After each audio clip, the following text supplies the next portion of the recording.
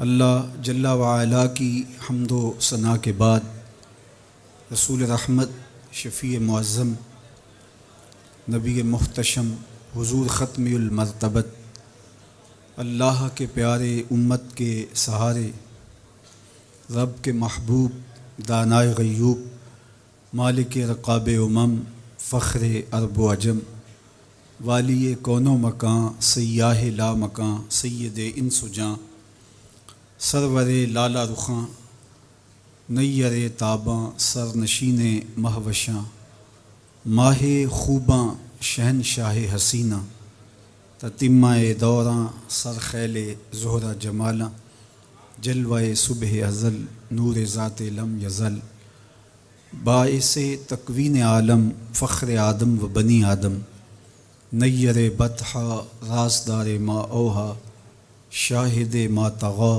صاحب علم نشرہ، معصوم آمنہ احمد مجتبیٰ، حضرت محمد مصطفیٰ صلی اللہ علیہ وآلہ وسلم کے حضور ناز میں اپنی عقیدتوں، ارادتوں اور محبتوں کا خراج پیش کرنے کے بعد عالی مرتبت، ذی وقار علماء کرام، مہمانان محتشم،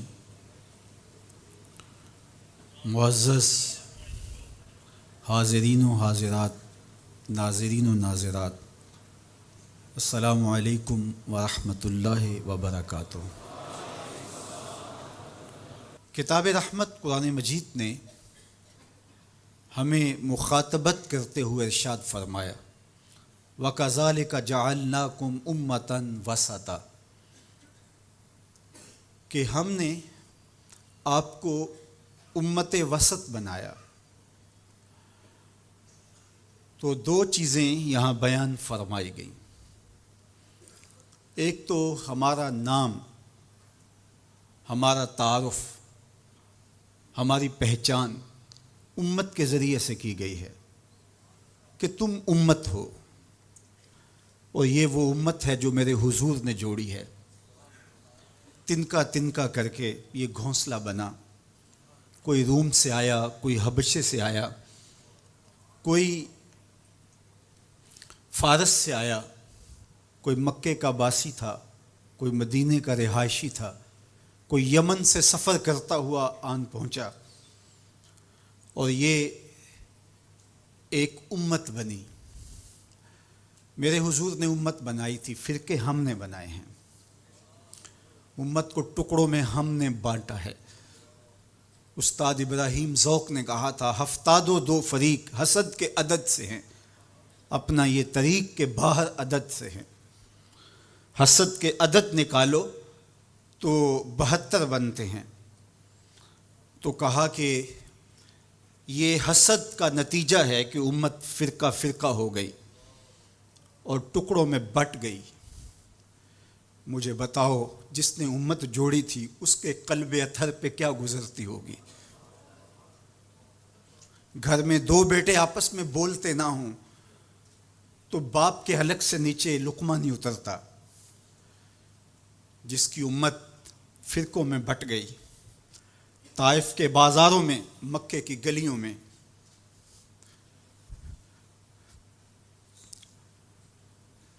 اور کہاں کہاں میرے حضور نے اس امت کے لیے دکھ جھیلے، تکلیفیں سہی، تو یہ امت ٹکڑوں میں بٹ گئی۔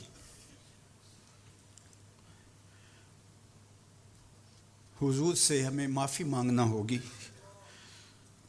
چھوڑ کے آپ کا دامن رحمت، آقا ہم سے بھول ہوئی، کھو دی اپنی قدر و قیمت، آقا ہم سے بھول ہوئی۔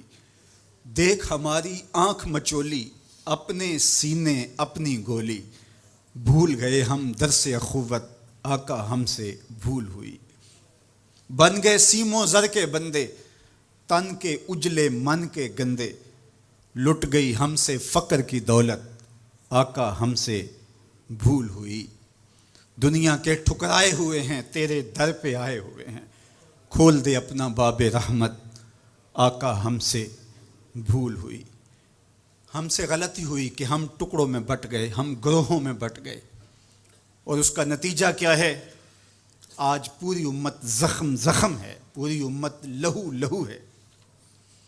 کہا تمہاری ہوا اکھڑ جائے گی اگر تم نے حبل اللہ کو چھوڑ دیا، اللہ کی رسی کو چھوڑ دیا، تم نے رسول کے دامن کو ترک کر دیا، تم گروہی تقسیمات پہ یقین رکھنے لگے، تم نے 1.5 اینٹ کی مسجد کھڑی کر لی، تم تقسیم در تقسیم کے عمل سے گزرتے رہے، تم امت سے فرقوں سے جماعتیں، جماعتوں سے لابیاں، اور لڑکتے لڑکتے تم ٹکڑے ٹکڑے ہو گئے، تم کرچی کرچی ہو گئے، تو پھر تمہاری ہوا اکھڑ جائے گی، دنیا میں تمہاری کوئی عزت نہیں رہے گی۔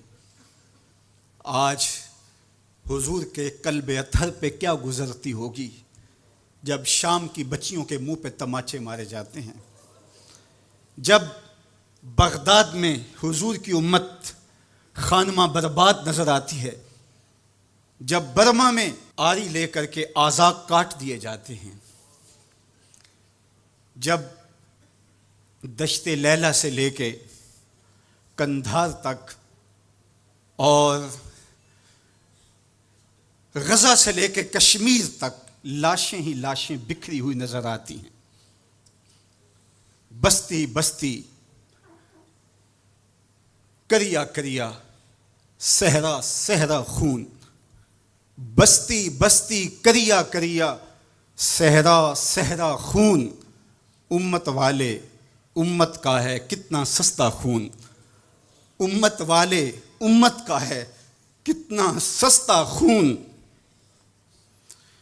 شام، قدس، کشمیر اور برما، کس کس کا احوال کہوں؟ شام، قدس، کشمیر اور برما، کس کس کا احوال کہوں؟ ہر سو زخمی، ہر سو لاشیں، ہر سو بہتا خون، امت والے امت کا ہے کتنا سستا خون، امت والے امت کا ہے کتنا سستا خون۔ آج امت لہو لہو ہے، اس پوری کائنات میں 1 انچ بھی جگہ ایسی نہیں ہے جہاں آتش و آہن برستا ہو اور وہ کفار کی سرزمین ہو۔ جہاں بھی خون بہتا ہے وہ بستی مسلمانوں کی ہے، جہاں لاشیں گرتے ہیں وہ گھر مسلمانوں کا ہے، جہاں عصمتیں لٹتی ہیں وہ خطہ مسلمانوں کا ہے۔ یہ ہمارے گناہوں کی سزا ہے جو ہم کاٹنے پہ مجبور ہیں، اور جب تک ہم امت نہیں بنتے تب تک رسوائیاں ہمارا مقدر ہوں گی اور ذلت ہمارا مقسوم ہے جب تک ہم ان کے دامن سے نہیں جڑ جاتے۔ قوت عشق سے جب دہر میں اجالا نہیں ہوتا تو پستیوں کو بلندیوں سے بدلنے کا کرینہ آپ نہیں سیکھ سکتے۔ نام محمد کو تھام کر کے، امت کی وحدت کے تصور کو اجاگر کر کے، حضور کا پاکیزہ وجود جو امت کی وحدت کا ضامن ہے، اس سے بے لوث محبت کا رشتہ اور الفت کا ربط جب تک مضبوط نہیں ہوتا تب تک ہم ان مشکلات سے کبھی بھی نہیں نکل سکتے۔ 1000 فلسفے تراش لیں، 1000 منطقیں بگھار لیں، لیکن کوئی نتیجہ نہیں ہوگا۔ تمہیں نتیجہ تب ہی ملے گا جب حضور کے قلب اطہر کو آرام پہنچاؤ گے، جب امت بن جاؤ گے، جب حضور علیہ السلام سے وابستگی اپنا شعار زندگی بنا لو گے، تو پھر دہر میں اجالا اور روشنی حضور علیہ السلام کے نام کے صدقے سے نصیب ہوگی، اور تقدیر کا قاضی تمہاری سزائیں معاف کر دے گا، اور پھر نتیجہ تمہارے سامنے اس صورت میں نمودار ہوگا کہ تم بحر و بر کے مالک ٹھہرو گے، اور کائنات کے اندر حضور کے ساتھ وفا کے رشتے کے نتیجے کے اندر لوح بھی تمہارے ہاتھ میں ہوگا، قلم بھی تمہارا ہی مقدر ہوگا۔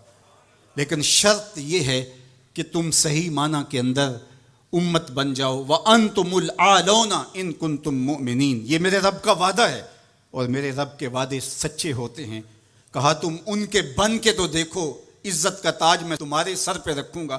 یہ تمہاری غلطیوں کی تمہیں سزا دی جا رہی ہیں، عزتیں تمہارے لیے ہیں، وقار تمہارے لیے ہے، لیکن شرط یہ ہے کہ تم میرے بھی بن جاؤ، میرے رسول کے بھی بن جاؤ۔ تو پھر عزتیں تمہارا مقدر ہوں گی